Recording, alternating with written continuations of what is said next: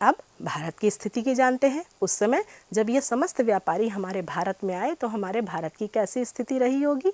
Vasco D gamma के भारत पहुंचने के बाद एक एक करके हॉलैंड, इंग्लैंड और फ्रांस के व्यापारी जल मार्ग से भारत में प्रवेश करने लगे।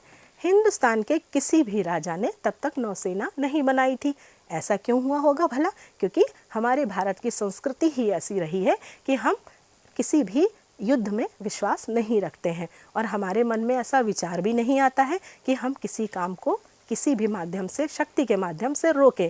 इसलिए हमारे शांत प्रिय देश भारत में इस माध्यम को न अपनाते हुए शांति की भावना को समस्त संसार में फैलाया और इसीलिए हमारे भारत के किसी भी राजा ने उस समय सेना बनाने के बारे में, नौसेना बनाने के बारे में विचार भी नहीं लाया। और इन्हीं बातों का फ़ायदा उठाकर विदेशियों ने हमारे भारत में प्रचार प्रसार और व्यापार करना प्रारंभ किया। जैसा कि आप इस चित्र के माध्यम से देख पा रहे हैं कि समुद्री रास्तों से अनेक यूरोपीय कंपनियां धीरे धीरे हमारे भारत में, हमारे भारत के शांतिप्रिय राजाओं के राज्यों में अपने विदेशी व्यापार को बढ़ा और प्रचारित प्रसारित कर रही थी और हमारे राजा उनको अपने देश में अतिथि देवो भव की भावना से प्रवेश दे रहे थे। हॉलैंड के प्रमुख व्यापारी केंद्र। अब हम देखते हैं कि हॉलैंड ने अपने व्यापारी केंद्र कहाँ कहाँ बनाए। जैसा कि आप इस चित्र में देख रहे होंगे, हॉलैंड के व्यापारियों ने कालीकट, कोचीन, नागापट्टनम तथा चिंसूरा में व्यापारिक केंद्र खोले। ये सभी समुद्र तटीय स्थान ही हैं और हॉलैंड के व्यापारियों को डच कहा जाता था। आप देख पा रहे होंगे उस समय के व्यापारिक और अनेकों विदेशी कंपनियों से जो विदेशी लोग आए वो हमारे भारत के लोगों से किस प्रकार भिन्न दिखते थे। अब हम बात करते हैं फ्रांसीसी व्यापारिक केंद्रों के बारे में। फ्रांसीसी व्यापारियों ने मछलीपट्टनम, पांडिचेरी, चंद्रनगर और माही जैसे स्थानों में अपने व्यापार के प्रमुख केंद्रों को स्थापित किया।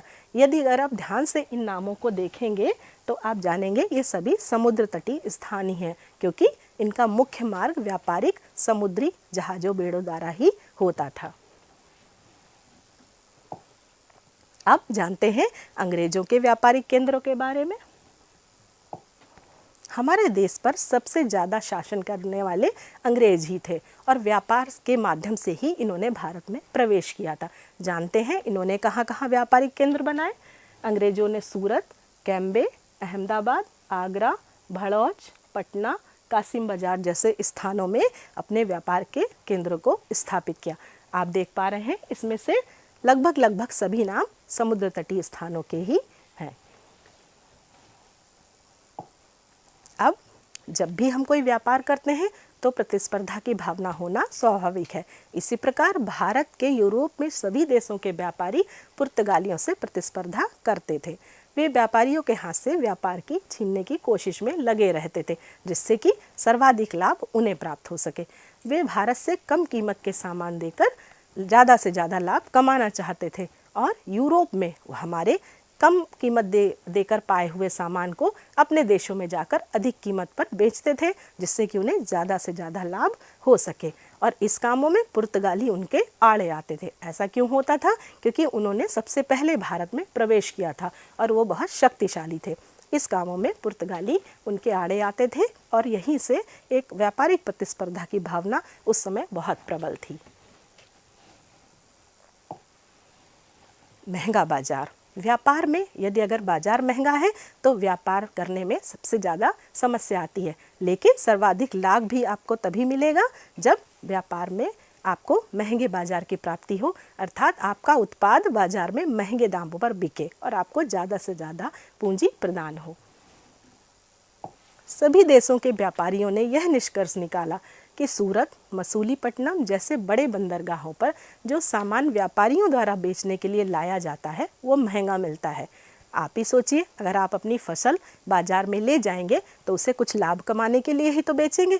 इस प्रकार समस्त व्यापारी इन केंद्रों पर जो भी सामान लाते थे, जो भी उत्पाद लाते थे, कच्चा माल, वो ज़्यादा दामों पर बेचते थे। तो जो अन्य प्रतिस्पर्धी कंपनियां थीं उन्होंने एक उपाय निकाला। उन्होंने गांव-गांव जाकर कच्चे माल की प्राप्ति करने की सोची और उन्होंने ऐसा इसलिए किया जिससे उन्हें कम दामों पर कच्चे माल की प्राप्ति हो सके। और उन्होंने इसीलिए अपने आदमी अर्थात एजेंटों को गांव-गांव भेजना शुरू किया। बड़े बंदरगाहों पर यह सामान उन्हें ज़्यादा कीमत पर मिलता था और गांव में कच्चे माल की प्राप्ति सुलभता से कम दाम पर हो जाती थी। आप देख रहे हैं चित्र में, जैसे श्रमिक काम कर कर उन्हें कम कीमत पर ही अपने कच्चे माल को प्रदान कर देता था।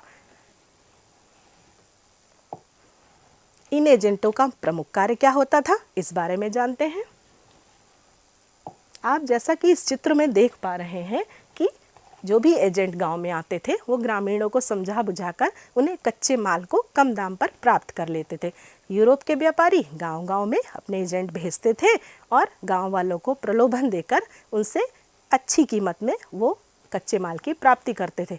लेकिन वो अच्छी कीमत जो हमारे ग्रामीणों को लुभाती थी वो उन व्यापारिक केंद्रों के बाजारों के मूल्य से बहुत कम होती थी और इससे वो सभी कंपनियां लाभ कमाती थीं।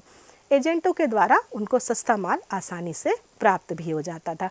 आप देख रहे हैं चित्र में एजेंट कैसे गांव-गांव भ्रमण कर ग्रामीणों से कच्चे माल की प्राप्ति की बात करते थे। ये सभी चित्र आपको अपनी पाठ्य पुस्तक में देखने को मिलेंगे। पुर्तगाली व्यापार असफल। सबसे ज़्यादा पुर्तगालियों द्वारा ही ज़्यादा समय तक व्यापार किया गया। फिर वो क्यों असफल हुए, किस प्रकार उनके व्यापार में कमी आई, इस बारे में जानते हैं। पुर्तगाली नौसेना और किलों की ताकत अंग्रेज, डच और फ्रांसीसियों से कई मुकाबले के कारण कमज़ोर होने लगी।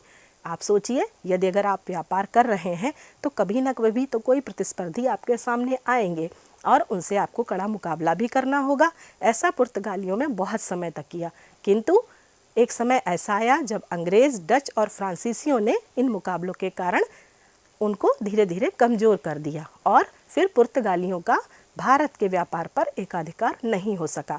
अर्थात जो उन्होंने एकाधिकार स्थापित कर लिया था वो धीरे धीरे खत्म हो गया।